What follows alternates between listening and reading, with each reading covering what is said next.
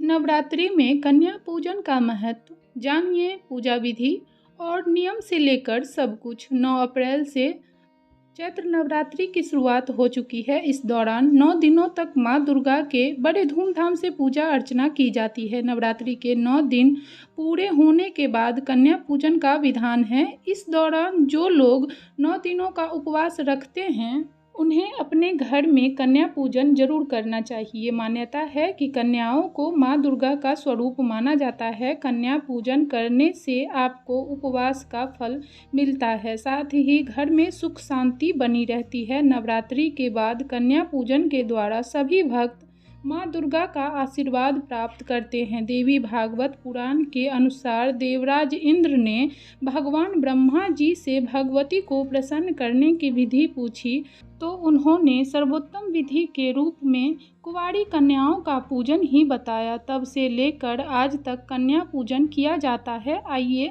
कन्या पूजन की विधि से लेकर उसके महत्व के बारे में विस्तार से जान लेते हैं। कब है कन्या पूजन? पंचांग के अनुसार इस साल अष्टमी 16 अप्रैल और महानवमी 17 अप्रैल को पड़ रही है। आप इस दिन अपने घर में कन्या पूजन कर सकते हैं। कन्या पूजन का महत्व। हिंदू धर्म में कन्या पूजन का महत्व बेहद खास है। यह न केवल नवरात्रि में ही बल्कि किसी भी शुभ कार्य के पूर्ण होने के बाद भी अक्सर कन्या पूजन किया जाता है। बात करें नवरात्रि में कन्या पूजन की तो यह बहुत ही शुभ है। मान्यता है कि नवरात्रि के उपवास करने के बाद कन्या पूजन करने से माता रानी प्रसन्न होती है और सुख समृद्धि धन संपदा का आशीर्वाद मिलता है। साथ ही कन्या पूजन करने से कुंडली में 9 ग्रहों की स्थिति मजबूत होती है। बता दें कि कन्या पूजन से आपके घर के सभी सदस्यों की तरक्की भी होती है। कन्या पूजन की विधि। कन्या पूजन करने से पहले सभी कन्याओं को प्यार से आमंत्रित करना चाहिए। कन्याओं को घर में प्रवेश होने पर पूरे परिवार के साथ उनका स्वागत करें।